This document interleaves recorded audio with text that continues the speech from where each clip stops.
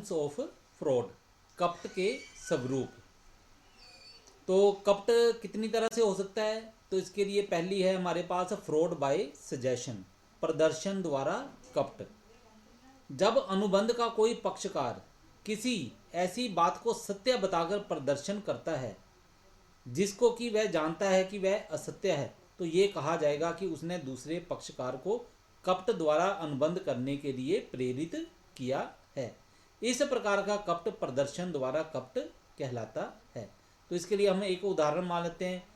ए ने बी को कहा कि ये घी बिल्कुल शुद्ध है, आप इसको खरीद लो। ठीक है, और ए को इस बात के बारे में पूरी जानकारी थी कि ये घी जो है पूरी तरह शुद्ध नहीं है, इसमें मिलावट है। तो यहाँ पे क्या कहा जाएगा? यहाँ पे हम कहेंगे कि ए क्या कर रहा है? ए बी के साथ कपट कर रहा है, क्योंकि ए को इसके बारे में जानकारी थी और जानकारी होने के कारण भी इसने क्या किया? ऐसा प्रदर्शन किया कि दूसरे व्यक्ति को इसके बारे में पता ना लगे। ठीक है, इसके बाद आता है हमारे पास फ्रॉड बाय एक्टिव कंसीलमेंट, सक्रिय छिपाव के द्वारा कपट। इसका मतलब क्या है कि कोई ऐसी बात है जिसको जानबूझ के छुपाया जा रहा है, छुपा के दूसरे व्यक्ति को कोई बात बताई जा रही है, तो इसको हम बोलेंगे कि वो व्यक्ति फ्रॉड कर रहा है। ठीक है, जब कोई पक्षकार अनुबंध करने के विषय में किसी महत्वपूर्ण बात को कोशिश करके जानबूझकर छिपाता है जिसको बताना उसका कर्तव्य है तथा जो अनुबंध के लिए महत्वपूर्ण है, तो वह कपट के लिए दोषी माना जाएगा। ऐसे कपट को सक्रिय छिपाव द्वारा कपट कहते हैं। इस संबंध में यह महत्वपूर्ण है कि सभी बातों को प्रकट करने का दायित्व सभी अनुबंधों के लिए नहीं है। आमतौर पर यह नियम है कि किसी भी अनुबंध के पक्षकारों को स्वयं सावधान रहना चाहिए। इस नियम को कैविएट एम्पटर का नियम कहते हैं। इस नियम के अनुसार ये आवश्यक नहीं कि विक्रेता क्रेता को विक्रय वस्तु के संबंध में सभी महत्वपूर्ण बातों को प्रकट करे। तो ये जो हम पढ़ रहे हैं अभी फ्रॉड बाय एक्टिव कंसीलमेंट, ठीक है, तो इसमें कुछ और बातें आती हैं जो इसमें शामिल हैं। वो कौन कौन सी है? नंबर 1 है इसमें statutory obligation to disclose material fact. ठीक है, तो यहाँ पे ये बात बताता हूँ, ये क्या है? ये हम बोल रहे हैं कि अनुबंधों के संबंध में, ये जो हम अभी नीचे अनुबंध बता रहे हैं उनके लिए बता रहे हैं के संबंध में एक पक्षकार दूसरे पक्षकार को अनुबंध की सारी महत्वपूर्ण बातों को बताने के लिए उत्तरदायी है। कौन कौन से हैं वो? Number 1 statutory obligation to disclose material fact, महत्वपूर्ण बातों का बताना वैधानिक उत्तरदायित्व हो तब।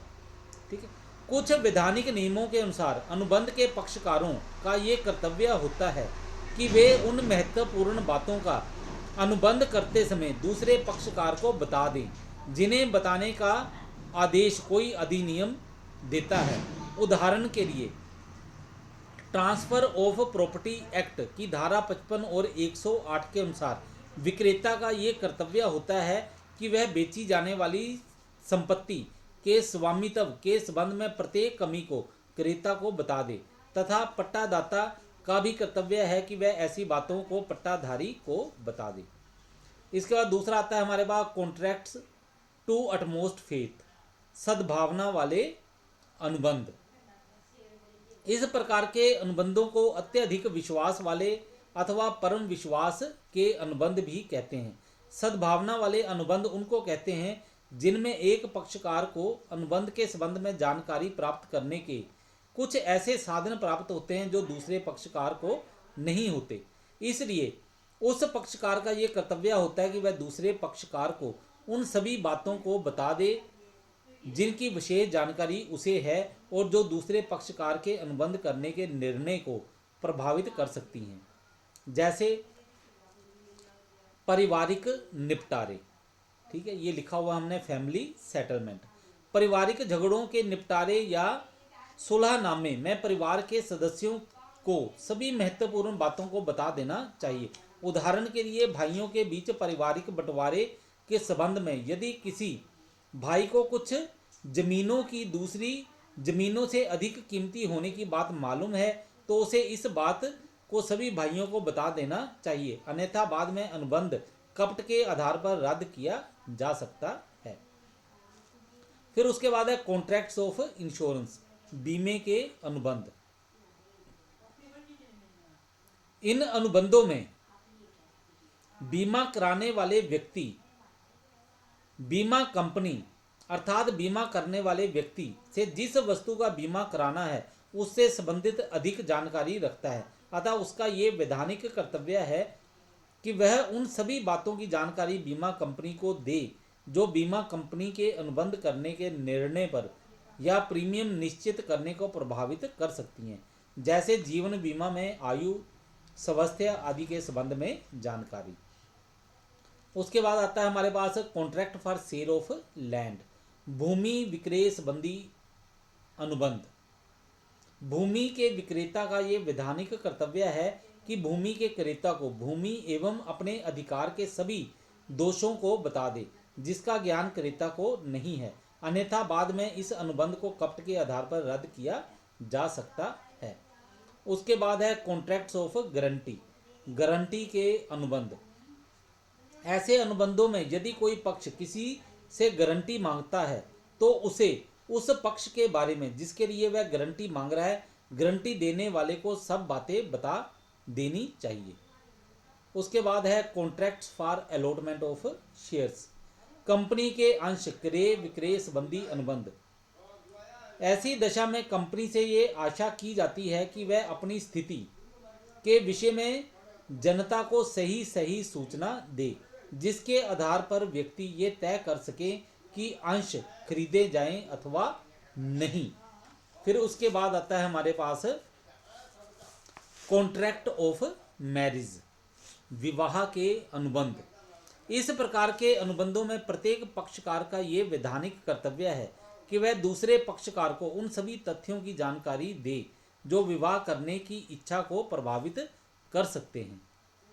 इसके नेक्स्ट है कॉन्ट्रैक्ट ऑफ पार्टनरशिप, साझेदारी के अनुबंध। साझेदारी अनुबंध पूर्ण सद्भावना का अनुबंध है। प्रत्येक साझेदार का कर्तव्य है कि वह पूर्ण विश्वास तथा ईमानदारी के साथ फर्म को प्रभावित करने वाली सभी सूचनाएं तथा हिसाब किताब अन्य साझेदारों पर प्रकट कर दे, अन्यथा ये कपट होगा। उसके बाद सी जो मेन पार्ट है हमारे पास वो है फ्रॉड बाय साइलेंस, मौन द्वारा कपट। कपट का तीसरा स्वरूप मौन द्वारा कपट है। आमतौर पर मौन रहना कपट नहीं होता, भले ही उससे किसी व्यक्ति की इच्छा पर प्रभाव पड़े, परंतु निम्नलिखित परिस्थितियों में मौन रहना कपट माना जाएगा। नंबर 1, यदि परिस्थितियां ऐसी हैं कि उनका ध्यान रखते हुए मौन रहने वाले व्यक्ति का बोलने का कर्तव्य है।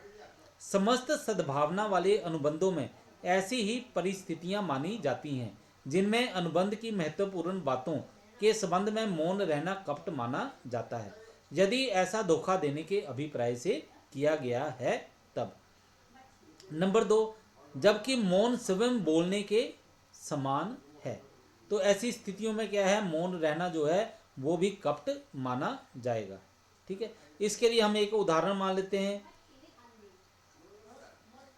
कि ए बी को अपना घोड़ा बेचता है। ए जानता है कि उसका घोड़ा अस्वस्थ है, वह घोड़े के बारे में बी से कुछ नहीं कहता, ये कपट नहीं है। ठीक है, यदि